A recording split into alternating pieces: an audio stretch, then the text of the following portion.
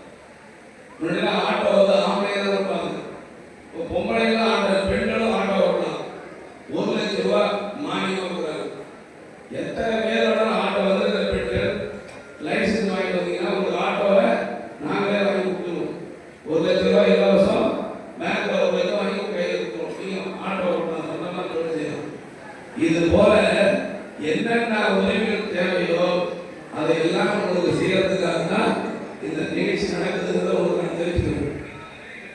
புதுதாவில் போய் தெரியாம ஒரு பிளாட் வாங்கிட்டீங்க. பிளாட் வாங்கின பிறகு பேங்க்ல போய் நீங்க லோன் வாங்க போய் இந்த இடத்துக்கு உங்களுக்கு லோன் தர மாட்டேன் அப்படின்னு ஏன்னு கேட்டா இது அப்ரூவல் பிளாட் இல்லை, அப்ரூவல் இல்லை அப்படின்னு அந்த மாதிரி எதாவது கொடுத்தீங்கன்னா அதை அப்ரூவ் பண்ணி உங்களுக்கு கையில் கொடுக்கணும். இந்த போற இது மாதிரி என்னென்ன பிரச்சனைகள் உங்களுக்கு இருக்கோ அதையெல்லாம் இங்க சொன்னீங்கன்னா குறிப்பா நம்ம பகுதியில் ஓஏபி வாங்கிட்டு இருப்பாங்க. 65 வயசாகும் உங்க தாத்தா 70 வயசாகும் 7 வருஷமா வாங்கிட்டு இருப்பாரு. ஆனா 3 மாசமா வராம இருக்கணும்.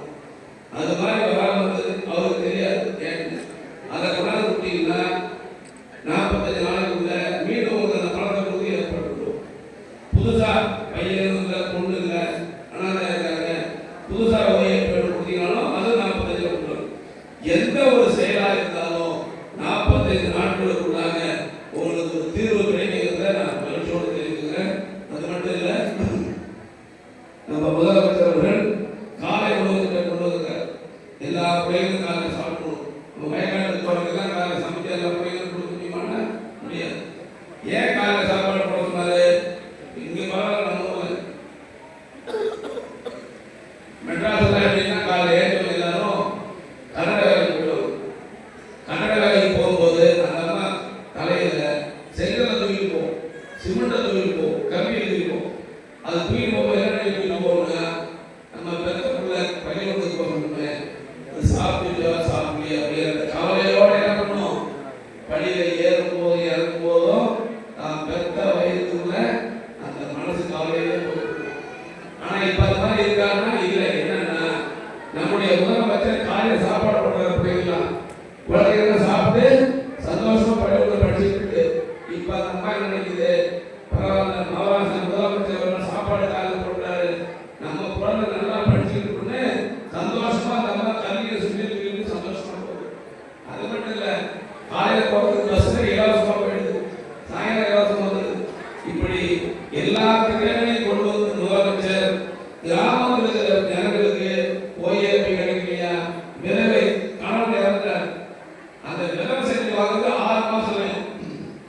அதுதான் அடையக்கூடாது, கஷ்டப்படக்கூடாதுன்னா இந்த திட்டத்தை ஆரம்பிச்சு அதிகாரிகள் தான் அந்த ஊருக்கு போங்க, மனு வாங்க. 45 நாள் கிடையாது, 5 நாள் 5 நாள் 10 நாள் 10 நாள். ஆனால் குறைந்தபட்சம் அதிகபட்சம் 45 நாள் உங்களுக்கு கட்டாயமா இது நடக்கும். இந்த நம்பிக்கை தான் எல்லாம் வந்திருக்கீங்க. அந்த நம்பிக்கையை வைத்து எல்லா மனுக்களையும் கொடுத்து பயன்பெற வேண்டும் என்ற அன்போடு கேட்டுக்கொண்டு நீங்க எல்லாம் ஓட்டு போட்டு என்னை வெற்றி பெற வச்சீங்க, என்னை மந்திரி ஆக்கிருக்கீங்க. அதுக்கு எந்த நான் நன்றி உடையவனாக இருப்பேன் என்பதை அன்போடு தெரிவித்து கொண்டு எல்லா ஊருக்கும் நான் போறேன். ஒவ்வொரு ஊர்லயும் போய் கேட்கிறேன், தண்ணி வருதா, குடி தண்ணி இருக்கா, லைட் இருக்கு. 2 மனுஷனுக்கு தேவை கட்டாயம் மின்சாரம் தான், விளக்கு எரியுது இரவுல. குடி தண்ணீர் இல்லாம இருக்க முடியாது. எல்லா ஊருக்கும் போய் என்னென்ன பிரச்சனை கேட்டுட்டு இருக்கேன்.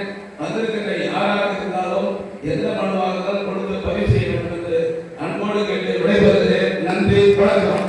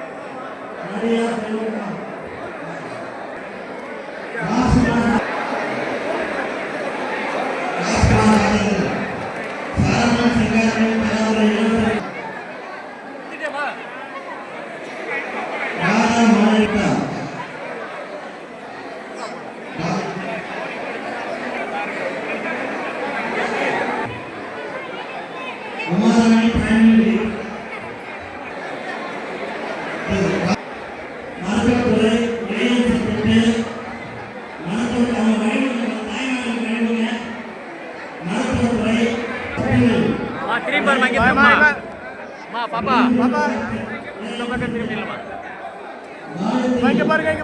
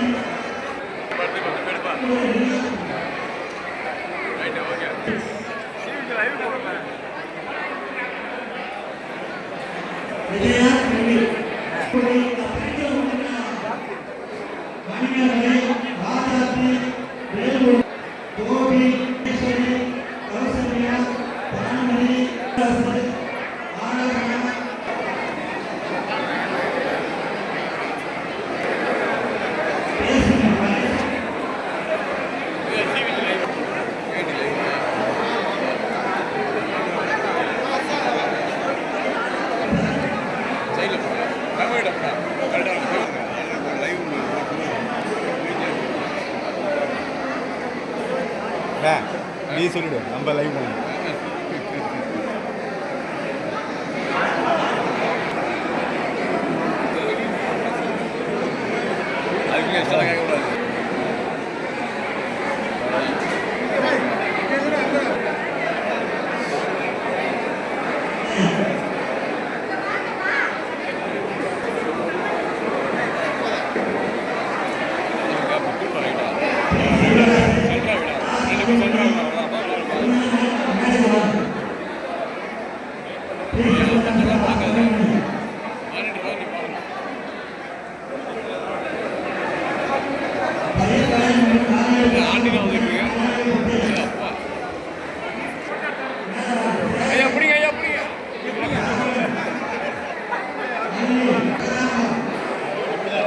Yeah.